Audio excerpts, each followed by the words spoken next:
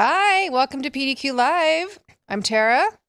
Oh, I'm Josh. Josh is here, and Brock is here with us today. Brock, you're here to talk about your new video, I assume. Yeah, I've got a couple of them out there. Which one? You do? I think we're talking about the new size limit. Oh, yeah. The big one? Yeah, The big one? the big one. The big one. I think. That's quite the tease. That's what I was going for. We're Tease, such right? children. Also, it's isn't it Patch Tuesday? It is Patch Tuesday And this Package week. Wednesday. And Package Wednesday. More importantly, it's 311 Day. Well, it was 311 Day. Is that in the video? Yeah, it is. Is it, Well, like overtly or Easter eggs? lots of references. Okay. Okay. Yeah, and I was wondering, like, if anyone in chat has already seen the Patch Tuesday video, like, let me know how many references you got. Like, I think it's cheating if you go to the blog and actually read the article, because I think I quoted the references. Yeah. Can't do that. Yeah, it's too easy. But the video, What was the color of your energy? Amber. Oh my gosh, we should make that a treasure hunt. Yeah, but Do you want to do? Let's do Package Wednesday first, and then he can dive deeper into Patch Tuesday. Yeah, let's do Should that. we do that? Let's do that. Okay, so real quick, Package Wednesday. This is what is new. Visual Studio 2022 Comunidad. We have Zen Browser. We have Rust Desk, which we weren't sure what that was, and then Josh enlightened us. Yeah, what is was that? that again? Rust is the remote desktop. Oh, okay. All right. Yeah. And then Snagit. Snagit's cool. Yeah, it is very cool. And we have a resource that we want to share with you as well. So if you've ever thought, hey, I wonder what they might be working on and maybe what they can't work on, look at this address up here, discover.pdq.com/package library, and you can take a look at our package library roadmap. Okay, here's some of the stuff that we're unable to add because of reasons. Investigating things we're looking at, maybe adding. Look at that. That's a huge list. This is what is actually planned and most recently added. So very, very cool resource. And as always, you can send us your requests, what you would like to see us add in the package library. No guarantees because, again, like these people over here, reasons that we can't. What's also cool here and got pointed out in the chat is Snagit is not free, right? And that's what I was wondering. I was about to ask that. Yeah, historically, we've shied away from putting packages in the library that, like, their EULA or terms of service or redistribution rights said no. We're at the point now where we're reaching out to some of these vendors and saying, like, hey, we want to put your software in the library and redistribute it, and getting, like, agreements in place. So this opens up the door for us to get a lot more software into the library now. Could be very cool. Yeah. So first question, are these in the Connect library? Yeah, Same. Same. So how does that work then if it's Same, not same, but free, different. and you got like licensing, or if they're moving to like subscription-based models, like how does that work then? Well, that's a great question. I think it's going to be, here's the $1 million answer. It depends, right? Snagit, I'm pretty sure it's like a license key. So you can deploy it, it'll install, but then it'll ask for a license key, or you can put the license key into the package. Gotcha. So the SaaS ones are a little like easy yet harder, where it's like if it's SaaS or subscription based and you deploy it, Then they're just logging in. then they're just logging in, but it's makes on the sense. machine for the user. I'm guessing we can put that in Discord and explore it. Yeah. Just for fun. Why What not? do you think? Sure. Okay. Good plan. Just All right. for fun. What happened Patch Tuesday? Yeah. Pretty uneventful, everybody. Yeah, I think Womp like womp. 56, 57, something like that, total patches. Yeah, That was light. pretty light month.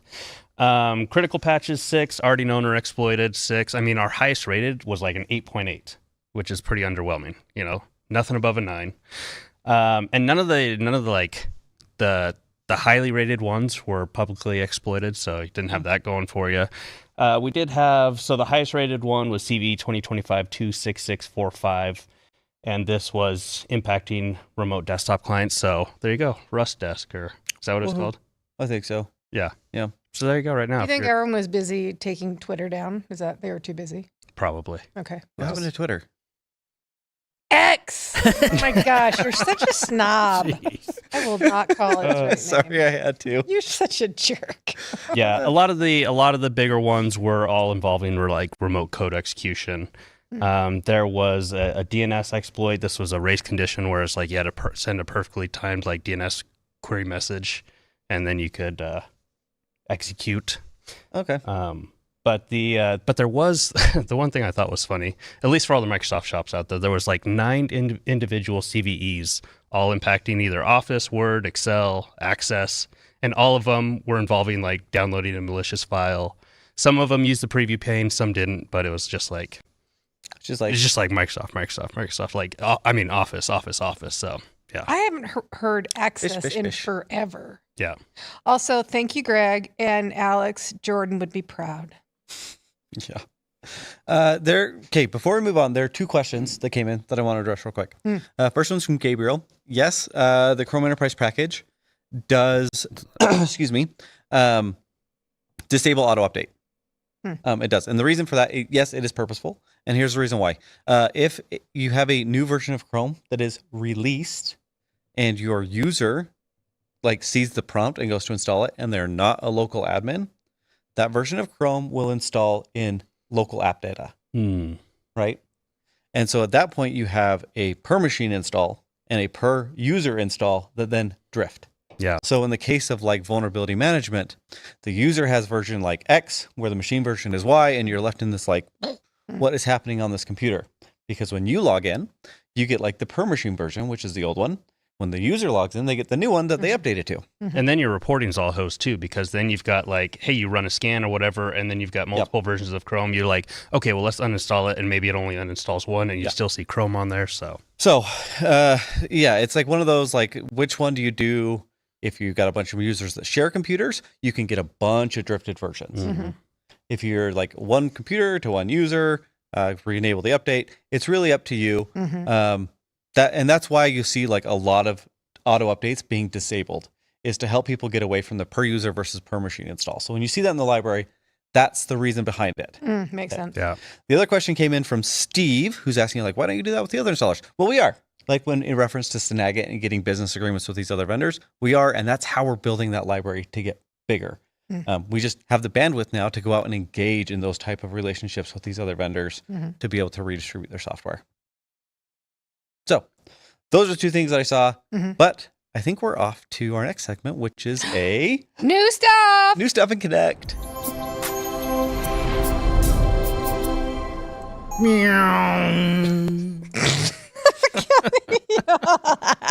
Oh, I love his sound effects. Wow. Okay, we actually have more than we thought we were going to show, right? I added 2. Well, I didn't add. You did. Owen You stayed up all night. Owen added 2 Yes. more things that we weren't even planning for that we get to show today. Okay, and let's be clear. You guys are not going to see this stuff yet. This is stuff you will see soon. Oh, this is early. This is early alpha. Early. Yeah. There is some opt-in for some beta on some of these features that we're going to show, and you can get those in Discord. Yep. Right. So what should we show first? Let's show the Mac stuff first because they do want alpha testers for this. Okay. Right? Yeah, in fact, they do. Are you talking about the Mac stuff? Yes. Yeah, alpha program. It's an early preview, so the functionality is going to be limited. There's no charge for Mac OS devices during the alpha and beta stages. Okay, and they expect that to last for several months. We're going to start enabling this on accounts in a few weeks. And if you're interested in being in the alpha program, I am going to post a link in the YouTube chat, and you can sign up. Okay, there you go. All right. So first thing, let's show the install, should we? Sure. Okay. How do I install this? So down below, install agent. Yep. So you'll see there's your Mac installer. And then when you click it, it's going to give you these little instructions so you can So if I click do it those- manually the hard way. Yep. If you like. Just I download I think do it's a PKG, right? Yep. So you can download it. You have to input the key. There's the instructions, or you can script it. Yeah. Right. So we did it with Simple MDM, but you can do it however you want. Yeah. It's basically just, a curl, and then here's the key and the token, and you can get your devices in. Once they're in, ta-da, they look like this. Yep. So right now it's just inventory information. You can't take action on these machines yet. But you can get important information about it, right? Like you get all their hardware information. In our case, we've got It's a Mac Mini. It's a baby. and it's an old one. It's an an old one, x86 yeah. Mac, right? But that might be useful if people still have like x86 Macs instead of ARM Macs floating around. Mac Mini, serial number, all kinds of stuff. And you also get software. Here's the software that is on that Mac. And because now we have software, guess what happens? It's in a group. They start falling into your groups. Right. So now you've got the Macs that fall into the same groups you already have built for Windows. Like, does it have Zoom? Software. Not installed. Okay. Does it have TeamViewer? Not installed. Like all of these things that you've already have built, these are the groups that it falls into. Mm-hmm. Okay, we already have a million questions. So first of all, calm down. This is brand new. Let's just say that. Brand new. They literally are just building this out. Yeah.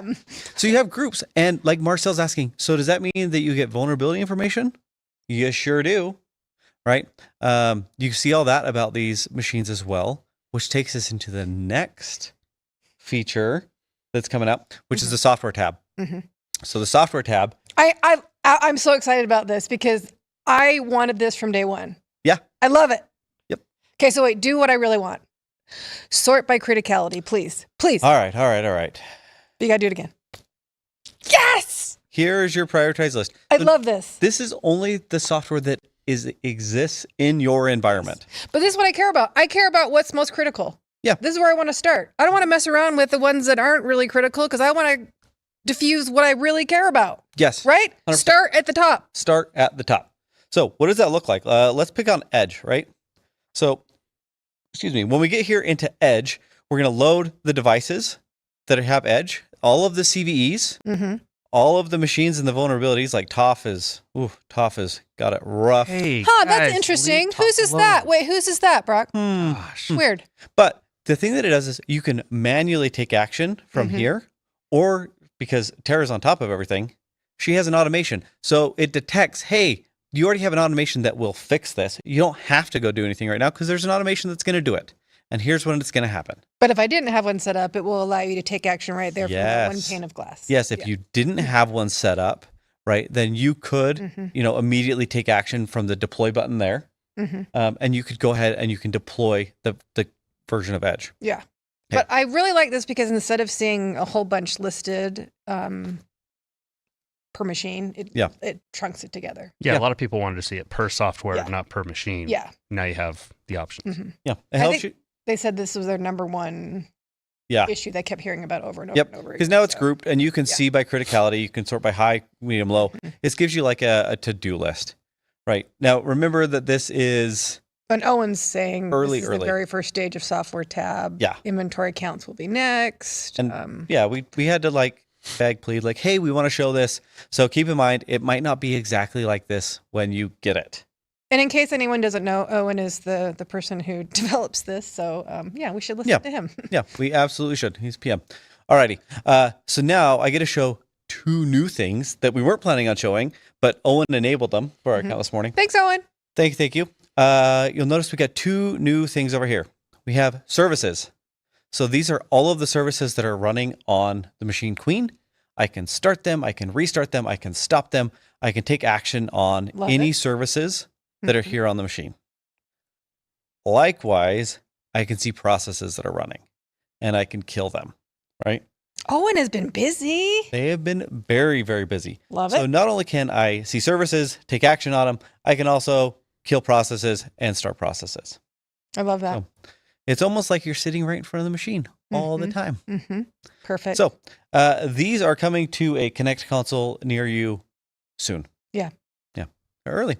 But there's our little run around the horn with Mhm. what's coming up in Connect. It is cool because there's so much coming. And it's like I was going through like a demo yesterday with some people, and I wasn't aware that some of this stuff was already in there. And so I'm like going through, I'm like, oh, well, this is new. Oh, this is like, I'm like looking at it, I'm like, holy cow, all this Yeah. like stuff changed in like a day, you know? Yeah. Yeah. That's It's like crazy. exactly what I messaged Owen this morning. I was like, dude, this is so much fun to be able to show this stuff because I Mhm. can't keep up. I'm like, every time I'm in here, I'm like, ooh, neat. What does that button Yeah. do? Yeah. What does that do? Yeah. No, they've been very busy. So, I think there's going to be a lot of questions. Good thing Owen's in the chat. Yeah. Good luck, Owen. Yeah. Alrighty. Thanks for the journey with us around Connect. Next up, what do we have? I think we've got... It's time for us to argue.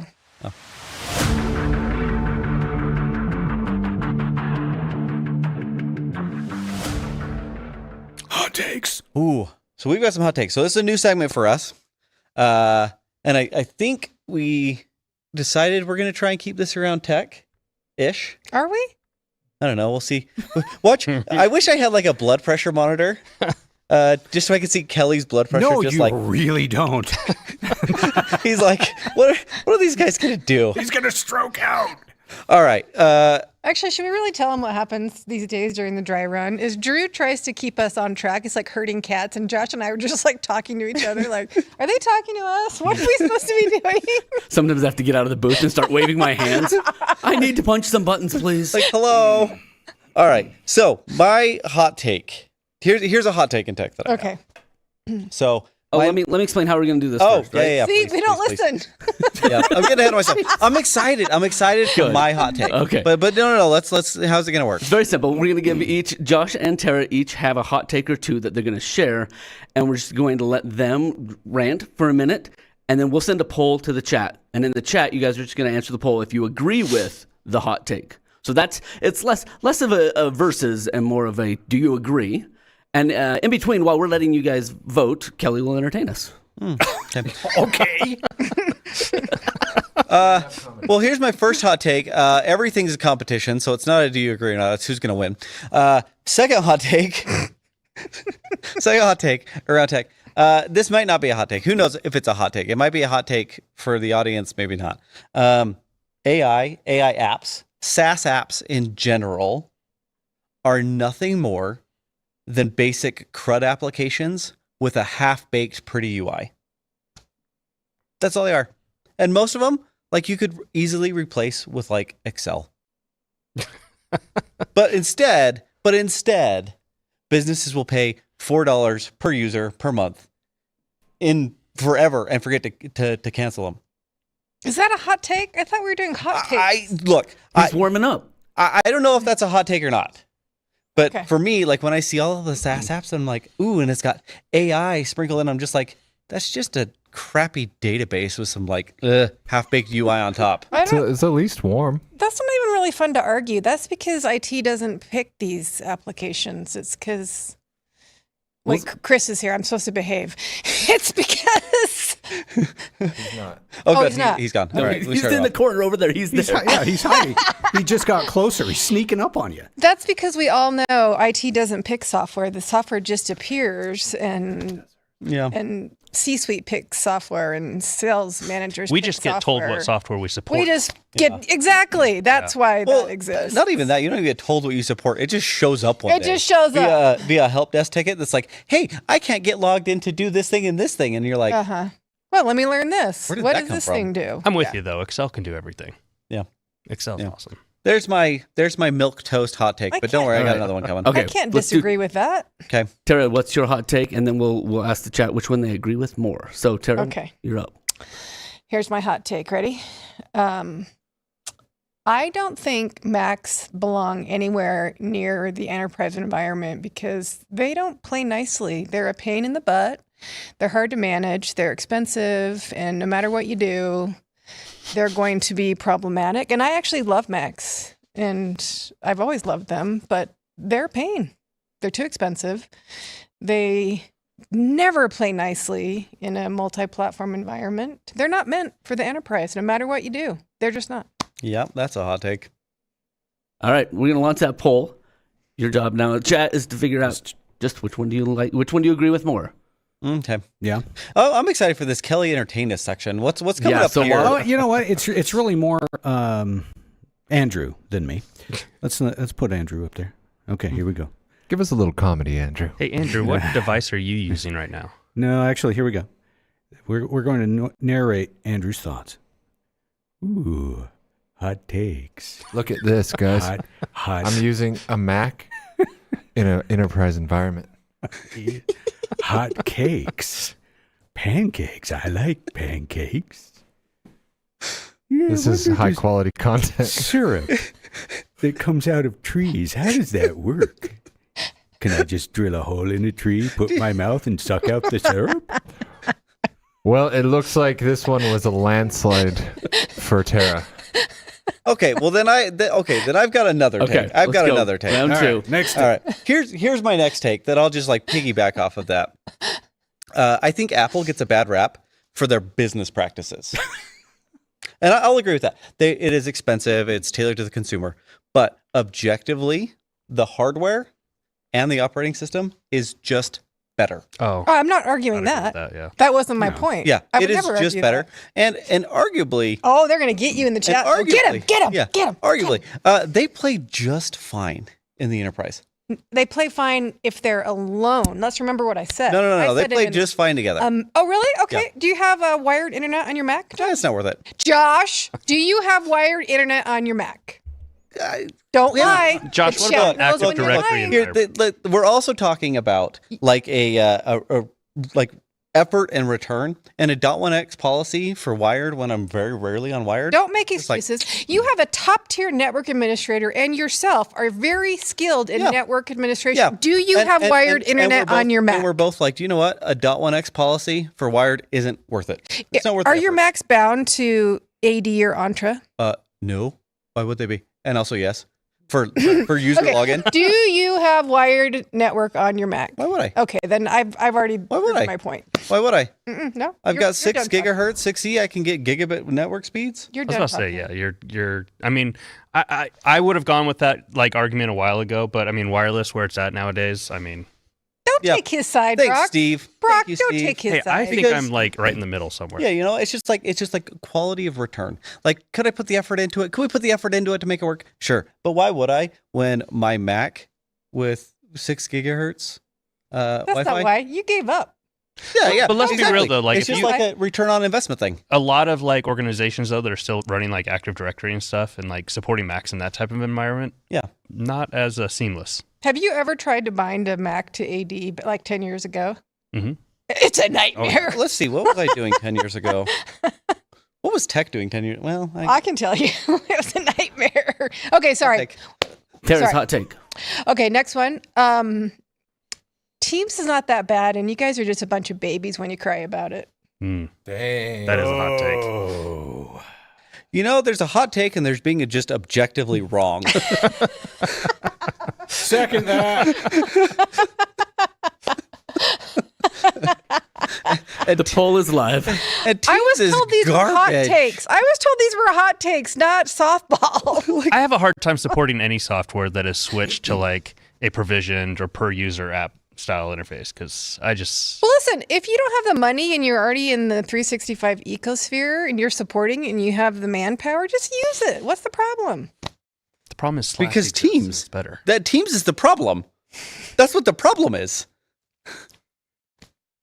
I don't even know what that else to was a say. hot Teams is take. just a problem. It was a I wrong used take, Teams but it was before hot. I came here. Yeah. It was fine. Yeah. You can't be right all the time. That's okay. I'm never right.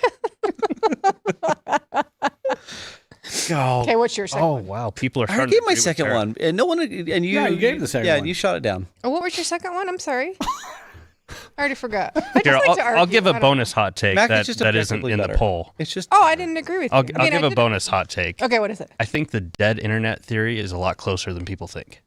Huh? I think we're like What is that theory? that is like where the internet's just there's no more users. Everything's all just auto-generated AI, bot responses, things like that. Mm. Basically, where you get to the point where the internet is basically just useless and it's feeding off itself, kind of.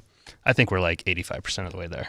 Oh yeah. As Andrew calls it, the AI poisoning, right? Yeah. AI poison. AR. And I think garbage. it's only going to get like I think it's just going to ramp up over like the next 10 years. I think we're just going to be like all the way there. Do you know what? It's exceptionally frustrating. Is getting AI garbage in search results. Mm. Like, Yeah. It just drives me nuts. Sometimes it's kind of nice though when Google like compiles a nice AI answer for you sometimes it works. Not always. You're right. Sometimes it works. I've been going Yeah. to AI to ask questions in search because it gives me more complete answers than Google. If I need to do deeper research, then I go to Google. But yeah, hot take poll. AI. Well, it looks like Tara's 2-0 today. Wow, that is crazy. I'm never you're right. Wait, I'm surprised. This was not a right. This Yeah. is your hot take spicy. Oh, no. You started by saying everything's a competition. Now you're backtracking. Well, no, it's still a competition. It wasn't about being right. It was a It was about who agreed with you more. Which answer that the audience Interesting. agreed with Look, more. it's okay. 60%, 63% of the people are wrong. Interesting. Oh, I agree with okay. that statement. Okay. Yeah. All right. You got a third? No. You got a No, third no, smarty we got to pants? move on. We We gotta move on. got Oh, we got to move on. Okay. PDQ and A. Oh, PDQ.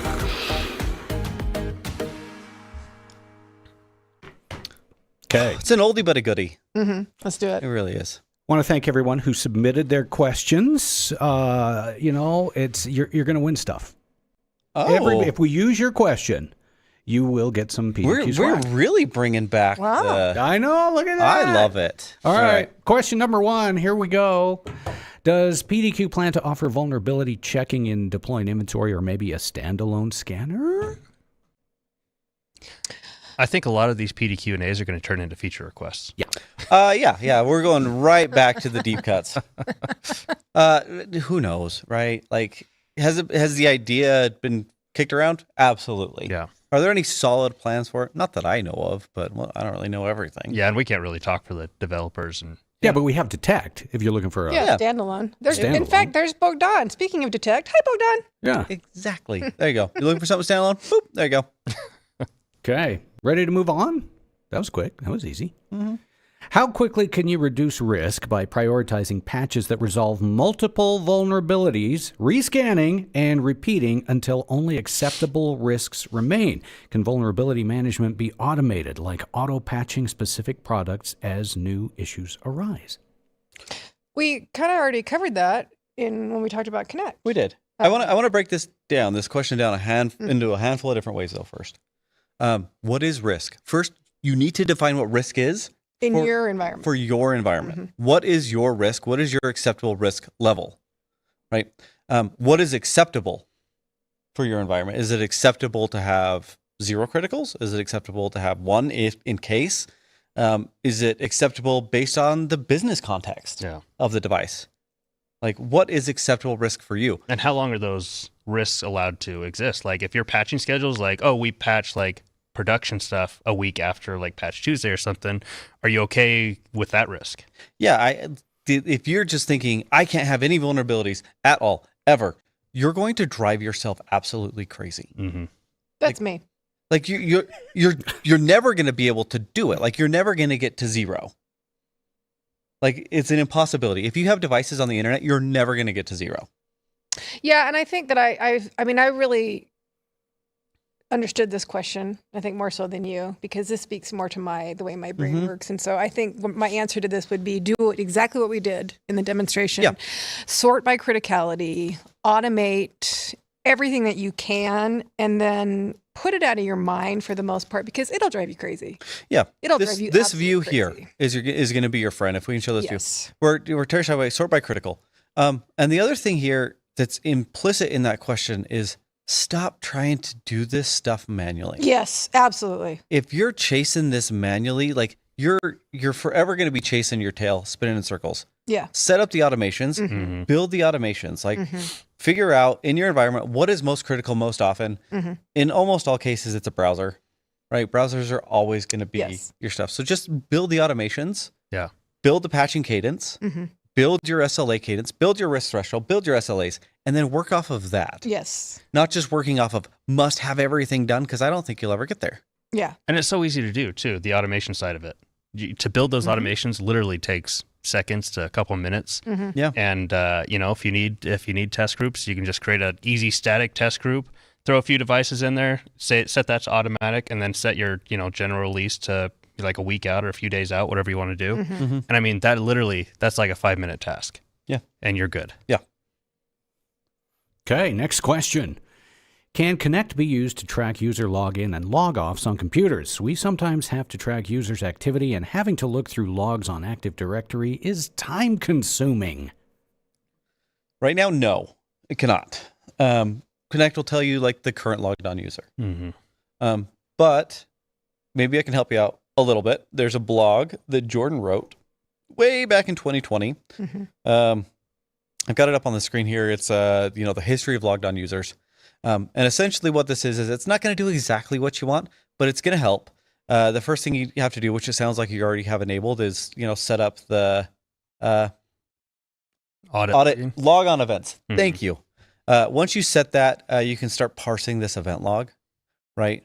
And you can start having it dump out. Like there's scripts here that you can just straight up copy, paste, and run. You could run these scripts in Connect and have it, bring back the data. Mm-hmm. And then it at least gives you like a concise view of user A logged on at this time. I will say that this script does exclude a bunch of special logon event types, right? Like if it's like the UAC login elevation prompt, it's not going to show that. So it's actual like user login, user log off, which is usually what most people are looking for. But in here in the filter set, you could come up here and you could, remove some of those. And it's the logon types. So sorry, you're gonna have to go look at some Microsoft Docs, but as you would say, that link is in the description. Thank you. Blog. Yeah. IT is being used to solve a people problem. That's what you would say in this position. Usually, yeah. Yeah, right. Like unless you're doing an investigation, but that is one of my big gripes in IT is when tech gets used to solve people problems. Yep. All right, moving on. When are PDQ going to release a ticketing and incident management app that links to and from Connect and Detect? I don't know. I have the same question. I always ask Josh these questions. I go, why do you think I know? Yeah. Oh, I don't know. Here's the thing. Like PDQ is always looking for ways to add features, whether that's like an acquisition for something like a simple MDM, smart deploy, or organically built. So like that is something that is on the radar for PDQ. But like all things product features, it's priority, what comes first. And there's an element of timing involved in that where the time just has to be right. So nothing that we know of right now. Yeah, but totally understand the value there. All right, we have a few more to get through. If I don't want my default Laps user that is used by my endpoints now to be on my servers, can I use a second Laps account to connect specifically to them?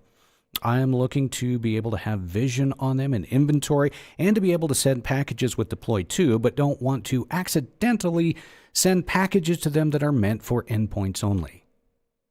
I was supposed to look this up in the middle of the show when the camera wasn't on me, and I didn't. Now that I'm reading the question again, he wants different Laps accounts for the servers than the endpoints. And so as I'm reading this now, and I know we're supposed to look this up, when you're setting up your group policy, you're setting the permissions per OU. So you're going to set this in your group policy, I believe. So and then you're going to set up the credentials in DNI and then scope them differently, right? This is how I imagine this working, right? You've got user X, OU1, user Y, OU2. Yes. Right? And so that's your separation. Yes. Now, when you go to plug this into PDQ inventory, you have to define the user that is able to retrieve the Laps credentials. So as long as that user can retrieve the credentials for both OU1 and 2, then you could set scan users separately. Yeah.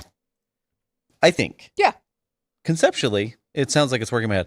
To be honest, I haven't tested it, and I don't know, but I'd imagine there's a lot of mental hoops to jump through there. Yeah. As you're planning that out. So I know there's a solutions article that we didn't look at because Josh is right. We got busy making fun of each other.